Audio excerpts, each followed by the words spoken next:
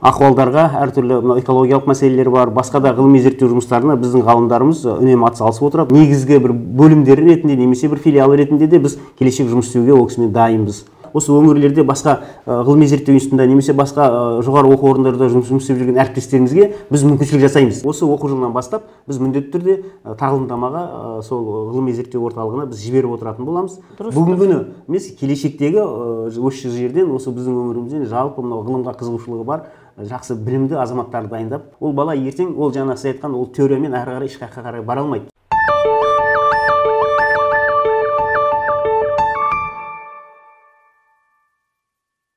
Сәлеметсіздер ме? Бүгін біз Қорқыт Ата атындағы Қызылорда университетіне, оның ішінде жаратылыстану институтына келіп отырмыз. Бұл институтқа келу себебіміз осы институттың директоры, ауыл шаруашылығы ғылымдарының кандидаты, қауымдастырылған профессор Қосанов Самалбек Оразбай ұлынан сұхбат алуға келіп отырмыз.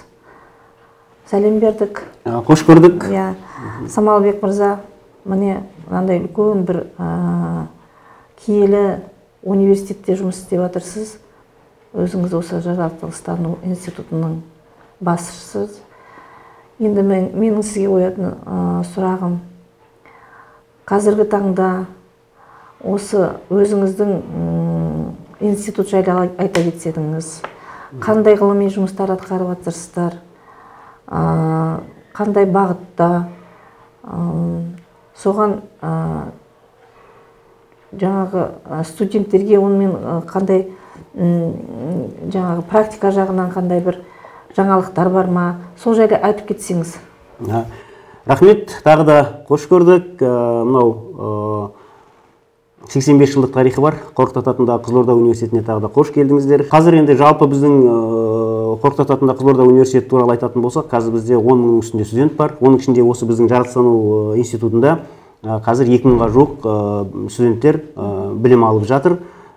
Жалпы біз енді студенттерге жан-жақты білім беруге, біліммен қатар сол тәрбие негіздерін беруге атсалысудамыз. Бізде барлық сол жаратылыстану бағытындағы химия, физика, математика, информатика, биология, география мамандықтары бойынша біз келешек мектеп мұғалімдерін даярлап жатырған үлкен институттардың біріміз. Жалпы енді біздің негізгі бағытымыз, ғылыми бағытымыз осы өңірімізге жақсы педагог кадрлар дайындап беру. Сонымен қатар осы өңірімізде болып жатқан әртүрлі мынау ахуалдарға, әртүрлі экологиялық мәселелер бар, басқа да ғылыми зерттеу жұмыстарына біздің ғалымдарымыз үнемі атсалысып отырады. Оның ішінде мысалы әсіресе мынау физик мамандықтар бойынша, математика мамандығы бойынша, химия мамандығы бойынша, биология мамандығы бойынша біздің ғалымдар өздерінің үлестерін қосып отырады. Оның ішінде мысалға біздің ерекше тоқталатын болсақ, мысалы зоология бағытындағы, ботаника бағытындағы және де мынау біз ауыл шаруашылығы бағытындағы осы ғылыми зерттеу жұмыстарын терең жүргізіп келе жатырмыз. Енді әр ғалымның өзінің жеке салалары бар, сол бойынша әрқайсысы жеке-жеке өзінің бағыты бойынша айналысады. Енді біздің негізгі менің бағытым біз осы Қызылорда өңірінде, біздің аймағымызда осы көкөніс және бақша дақылдарын өсіру, олардың тұқым шаруашылықтарын ұйымдастыру және де сонымен қатар олардың жаңа сорттарын шығару бағытында жұмыс істейміз. Сонымен қатар біз осы қаланы, жалпы біздің Қызылорда өңірі аспан астындағы ашық лаборатория деп айтуға болады. Бізде үлкен проблемалар жеткілікті. Солармен біз айналысуымыз керек. Әсіресе осы көгалдандыру бағыты болсын, кез келген әртараптандырған бағытында біз осы ғылыми зерттеу жұмыстарын жүргізіп келе жатырмыз. Қандай мамандықтар өзіңіздің институтта өзіңізге қарасты қандай мамандықтар? Қазір бұл жерде сол химия және биология мамандықтар бойынша біз осы жерде осы ғимаратта осы аталған білім беру бағдарламалы. Педагогтар ғана ма? Тек қана педагогтарды дайындаймыз. Жалпы университет басқа педагогтардан басқа дайындай ма? Иә, біздің университет жаңағы аймақтық, жаңағы региональный жоғары оқу орны болғандықтан бұл жерде бізде заңгерлер де бар, бұл жерде жаңағы мұнайшылар да бар, электриктер де бар. Жалпы мынау IT саласы бар, барлық салаларды қамтиды жалпы университет. Жан-жақты, яғни жан-жақты мамандықтарды дайындайсыздар. Ал енді Самалбек мырза, бәрімізге мәлім, атақты ғалым, академик, біздің жаңағы 2 мәрте мемлекеттік сыйлықтың лауреаты Саданов Амангелді Құрбанұлы осы сіздердің университеттің түлегі. Ол, конечно, сіздердің университеттің мақтанышы ғой, былай қарап. Әрине. Біздің академик Амангелді Құрбанұлы Саданов, біздің осы университеттің, ол кезде факультет дейміз, сол факультеттің түлегі. Біз ол кісімен үнемі мақтанып отырамыз.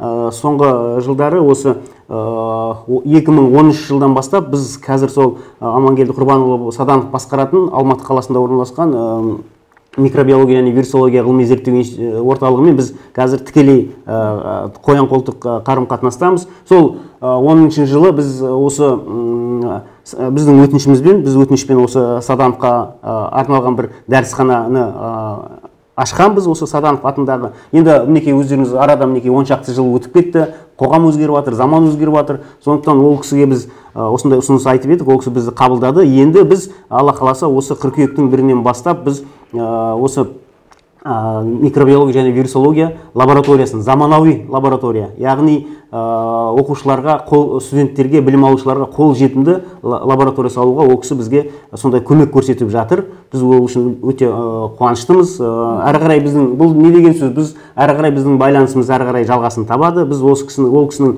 осы Қызылорда қаласындағы осы Қара шаңырақ Қорқыт Ата университеті, сол Алматы қаласындағы микробиология және вирусология институтының бір негізгі бір бөлімдері ретінде немесе бір филиалы ретінде де біз келешек жұмыс істеуге ол кісімен дайынбыз.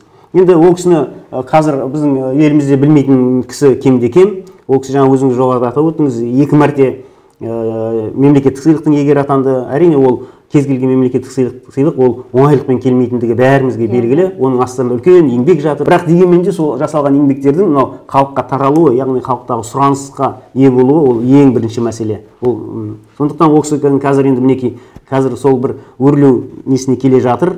Алла қаласа ол кісінің шығарған сіздердің сол микробиология және вирусология ғылыми зерттеу орталығы шығарған препараттар келешекте біздің аймағымызда да кеңінен таралады деген сенім бар. Біз оған қолымыздан келгенше үлесімізді қосамыз. Жаңа айтып кеттіңіз, зертхана, да? Зертхана, ол қандай бағыттағы зертхана?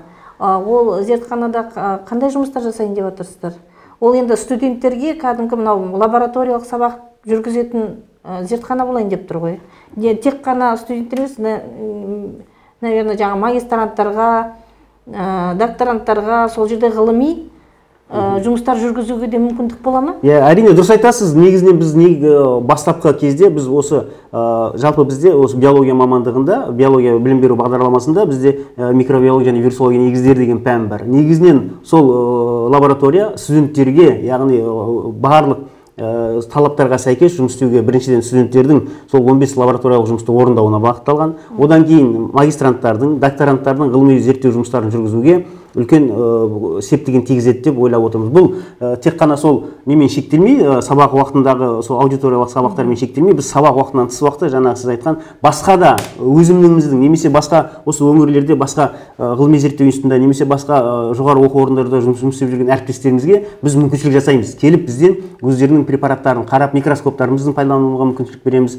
лабораторияны пайдалануға мүмкіншілік береміз. Сонымен қатар біз негізгі ойымыз жалпы келешек өздеріңіз білесіздер, ғылымсыз қоғамның дамымайтындығы, кез келген нәрсе осы ғылымға байланысты. Тіпті мынау қазіргі біздің заманда кеңінен етегі жайып жатқан бизнестің өзі келешек қасында ғылым жүрмесе, ол бизнестің құрдымға кететіні белгілі. Сондықтан біз қазір егер де осы лабораторияны ашып алып, білім алушыларымызды қанағаттандырсақ, магистранттарымызды қанағаттандырсақ, сонымен қатар біз мектеп оқушыларына да шығу ойымызда бар. Яғни осы қолданбалы биология, қолданбалы микробиология саласын мектеп оқушыларына, яғни мектепте жүрген осы ғылымға икемі бар, осы салаға бейімделіп жүрген балалардың келешек солардың көзін ашып, кейіннен оларды біз өзіміз дайындап, Алматыға барама, Астанаға барама, немесе шетелге кетема, немесе өзімізде оқима, баланы еркі таңдау өзіне қалдырып, біз балдардың сол ғылымға деген көзқарасын қалыптастырып, бетбұрыс жасасақ деген ойымыз бар. Енді ол өте жақсы бір бастама болып тұр, зертхана, себебі деген бұл енді кәдімгідей биология жағынан, микробиология жағында бір барлық университет орталық үлкен бір зертхана болайын деп тұр. Ғылыми зерттеу орталықтарының мамандарымен байланыстарыңыз бар ма? Мысалы, ғылыми жұмыстарды. Ол қанша дегенмен ол ғылыми зерттеу институты. тәжірибелері мол.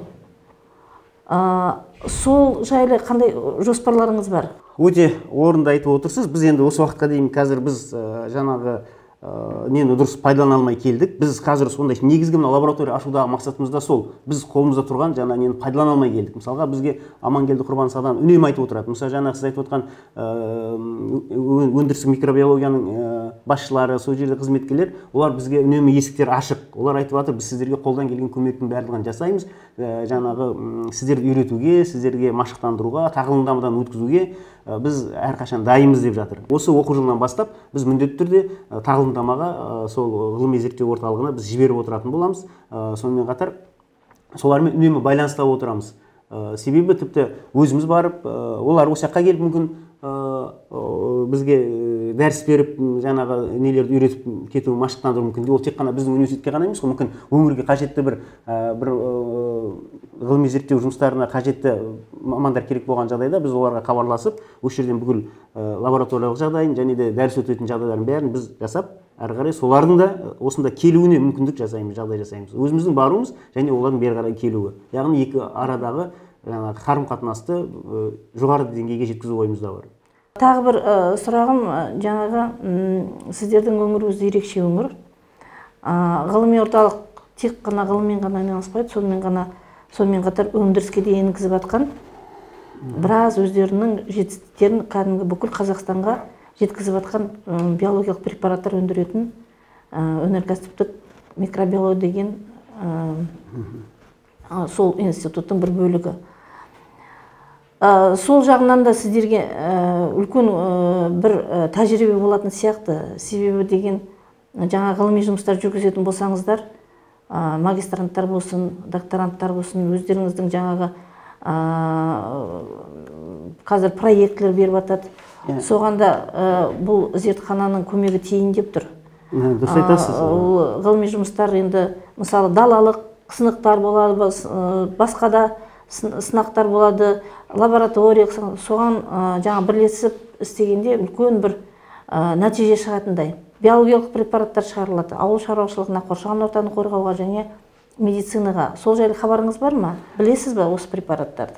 Әрине, жаңа сіздің сөзіңізді жандандырып жіберейін. Бұл жасалып жатқан жұмыстар ол келешек біздің өңіріміздің ғылымын дамытуға өзінің септігін тигізу керек. Негізгі біздің көздеп отқан мақсатымыз сол. Бүгінгі күні емес, келешектегі осы жерден, осы біздің өңірімізден жалпы мынау ғылымға қызығушылығы бар, жақсы білімді азаматтарды дайындап, сол орталықтың шығарып жатқан препараттары туралы айтып қалдық. Ол препараттар қазір бізге емес, жалпы мынау алыс жақын шетелдерге де уже танымал бола бастады. Біздің әсіресе біздің өңір, қазір өздеріңіз білесіздер, бізде қазір күрішпен қатар мынау малазық дақылдар өсірумен айналысады. Соның ішінде мысалы әсіресе мынау жоңышқа дақылына соңғы бір 10 жылдың көлемі болды. Сіздер сол орталықтың шығарып жатқан мысалға жаңағы Ризавит АКС пен жаңағы фитобацилин деген препараттары өте сұранысқа ие. Оған кәдімгі шаруалардың көзі жетіп, қазір осыны алып жатыр. Сонымен қатар мынау күрішке де мынау фосфобацилин деген препараттарын шығарып жатырмыз. Сонымен қатар соңғы жаңа медицина деп қалдыңыз ғой, медицинада пайдаланып жүрген сықпа майы, розофингин деген майды біз осы өзімізден бастап осы кафедра мүшелері, біздің институттың мүшелері пайдаланып, оның жаңа оң пікірлерін білдіріп жатыр.